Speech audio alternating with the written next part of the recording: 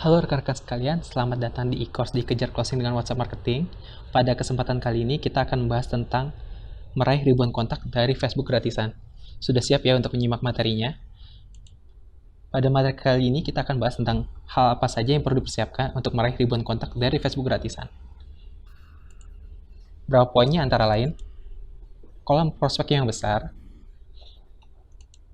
leads magnet, dan juga proses whitelisting dari kontak yang masuk. Oke, kita bahas satu persatu terkait materi yang sudah disebutkan sebelumnya. Pertama, terkait kolom prospek yang besar. Perlu teman-teman ketahui bahwa kolom prospek adalah wadah yang bertujuan untuk mengumpulkan banyak calon pembeli atau sebutan lainnya adalah calon prospek. Dengan semakin besarnya kolom prospek, maka makin banyak juga kontak WhatsApp yang kita miliki. Karena untuk meraih kontak WhatsApp ini, kita juga memanfaatkan konsep funneling. Jika teman-teman lihat dari gambar berikut, terlihat terkait proses funneling untuk mendapatkan kontak WhatsApp, yaitu dari kolom prospek, kita beri edukasi terlebih dahulu, baru mereka masuk ke kontak WhatsApp kita. Untuk memperbesar kolom prospek, ada beberapa hal yang bisa teman-teman lakukan. Di antaranya adalah konsisten add friends secara rutin setiap harinya. Dan untuk konsisten add friends setiap harinya, teman-teman maksimal hanya menambahkan 40 orang baru per harinya. Dan juga ketika kita add friend, maka pilihlah orang-orang yang tertarget. Dalam arti bahwa orang yang kita add friend adalah orang-orang yang sesuai dengan target market kita. Jangan sampai ketika kita ingin misalkan menjualkan produk untuk bayi, ternyata yang kita add friend ternyata adalah orang-orang yang belum menikah sama sekali gitu. Selanjutnya adalah konsisten posting status yang bermanfaat. Tujuannya adalah dengan semakin banyak kita konsisten posting status yang bermanfaat, maka akan makin banyak juga orang yang akan nge-like, nge-share, ataupun komen di postingan kita. Dengan begitu, postingan kita semakin viral, dan pada akhirnya semakin banyak juga orang yang meng-add kita sebagai temannya di Facebook. Selain itu juga kita harus konsisten membangun interaksi dengan para friend yang ada di Facebook kita. Jangan sampai ketika friend kita yang posting terkait sesuatu, kita biarkan begitu saja. Kita juga harus membangun interaksi dengan mereka, sehingga terbangun trust antara kita dengan mereka. Sehingga ketika kita posting sesuatu, misalkan untuk add kontak atau apapun, mereka juga mau join. Dan kolom prospek ini tidak hanya melalui Facebook pribadi, tetapi juga dengan Facebook group. Dan untuk teknisnya pun juga sama. Jadi kita undang orang-orang untuk masuk ke Facebook group kita. Lalu ada pertanyaan, Mas, berapa sih sebenarnya kolom prospek yang bisa dibilang besar itu? Menurut saya, untuk kolom prospek Facebook profil pribadi, itu minimal ada 4.000 friend yang tertarget. Sedangkan untuk Facebook group ada 5.000. Kemudian selanjutnya terkait lead magnet. Lead magnet ini adalah umpan untuk menarik calon konsumen untuk join list WhatsApp kita.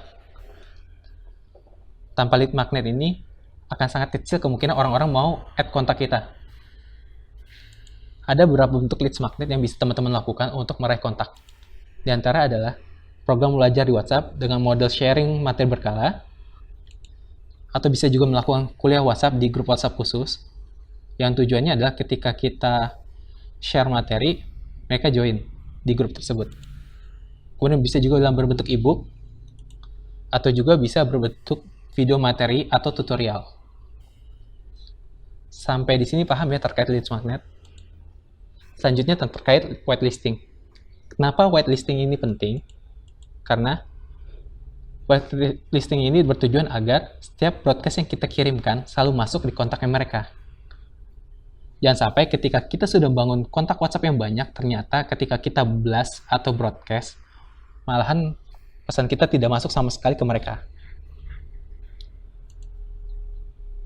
Dan untuk whitelisting di WhatsApp, yang perlu mereka lakukan hanyalah dengan save nomor kontak kita. Ini adalah gambar contoh whitelisting yang saya lakukan di WhatsApp list saya. Jadi saya ucapkan dulu terkait apa yang akan mereka dapatkan. Lalu juga saya beri catatan di akhirnya untuk save kontak saya dengan nama di sini adalah kontak belajar bisnis. Oke. Saya akan contohkan kenapa whitelisting itu penting. Ini adalah tampilan untuk contoh base list saya, di mana di sini ada 2 orang penerima. Ada penerima 1 dan penerima 2. Nah, saya akan tes. Saya chat dulu ke penerima 1.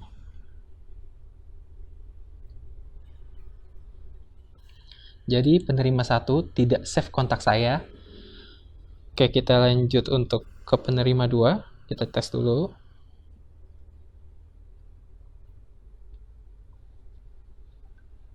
Nah, si penerima sudah save kontak saya di sini.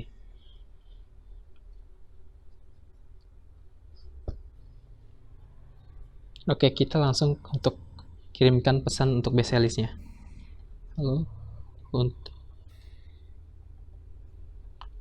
untuk pemesanan, silakan japri ya. Nah, bisa teman-teman lihat kalau BC-nya sudah saya kirimkan. Oke, kita lihat langsung ke si para penerima ini.